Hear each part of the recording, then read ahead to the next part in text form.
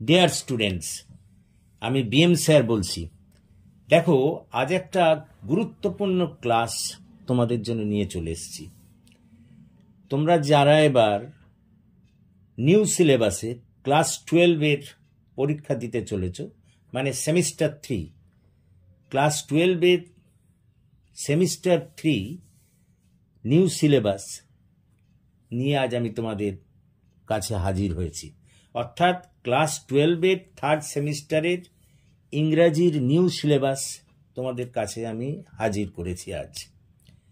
তোমরা জানো এবার যে 12-এর যে পরীক্ষাটা হবে সেটা তোমাদের সেমিস্টার 3, এবং বলতে পারো তোমরা যারা সেমিস্টার বেসিসে 11 থেকে এবার পরীক্ষা দিচ্ছ, তাদের এই সেমিস্টার 3 থেকেই কিন্তু প্রকৃত হায়ার সেকেন্ডারি পরীক্ষা শুরু। কথাটা বোঝার চেষ্টা করো।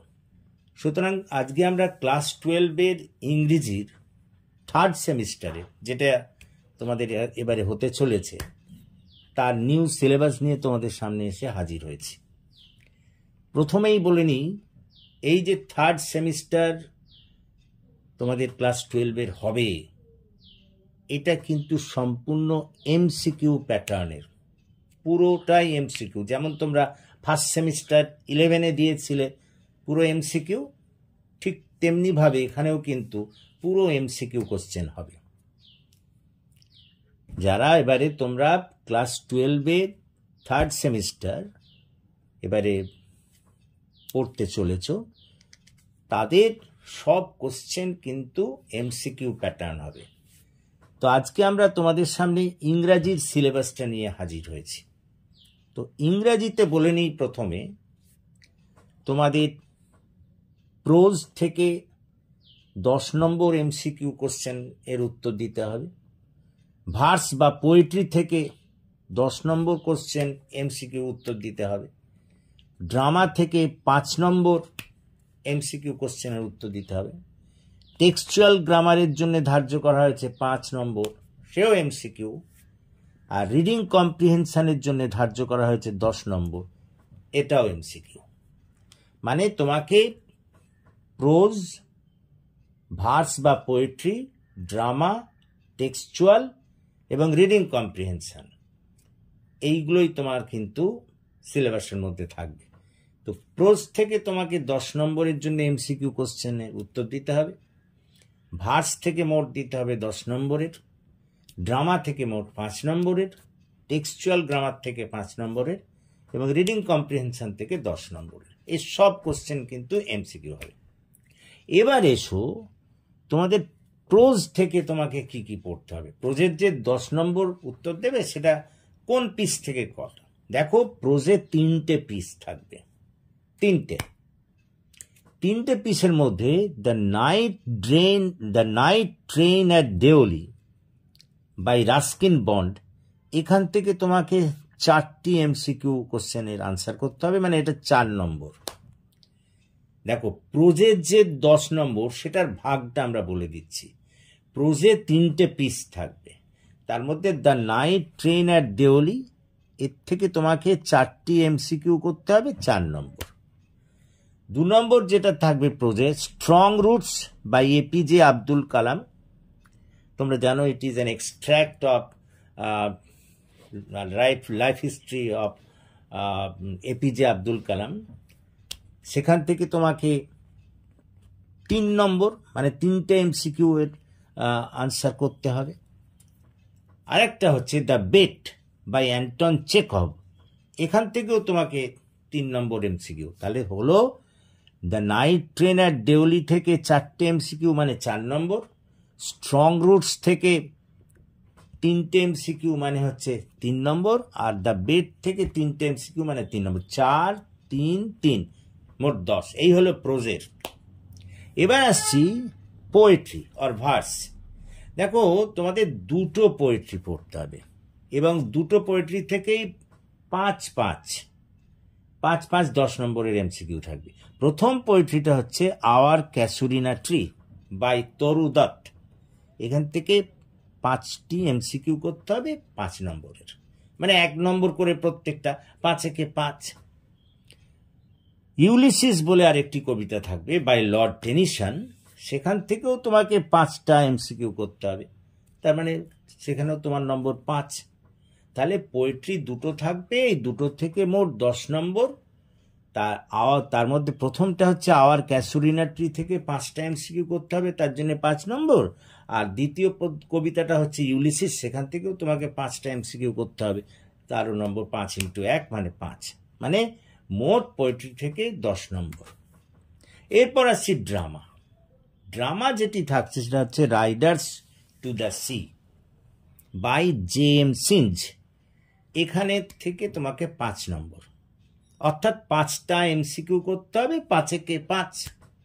কথাটা বোঝার চেষ্টা করো। তাহলে ড্রামা থেকে 5 নম্বর বরাদ্দ করা হয়েছে, তার মধ্যে তোমাকে 5টা এমসিকিউ করতে হবে 1 নম্বরওয়ালা, সব এমসিকিউগুলো কিন্তু 1 নম্বরওয়ালা। তাহলে এখানে 5টা তোমাকে এমসিকিউ করতে হবে, তাহলে 5 × 1 মানে 5। এবার আসছি টেক্সচুয়াল গ্রামারের কথা। তার জন্য ধার্য করা হয়েছে 5 নম্বর। বুঝতেই পারছো এখানে 5টা এমসিকিউ করতে হবে। এখন টেক্সচুয়াল গ্রামারটা প্রোজ এবং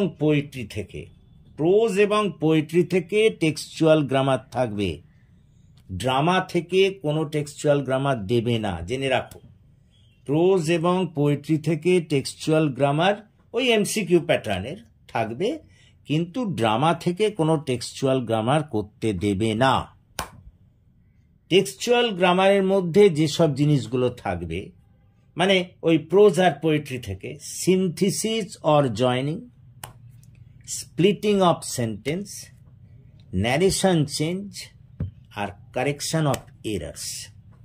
কথাটা বোঝার চেষ্টা করো। Synthesis or joining, splitting of sentence, narration change আর কারেকশন অফ এরার্স, 5টা দেবে 1 নম্বরই, তার মানে এখানেও 5 নম্বর, সব এমসিকিউ কিন্তু।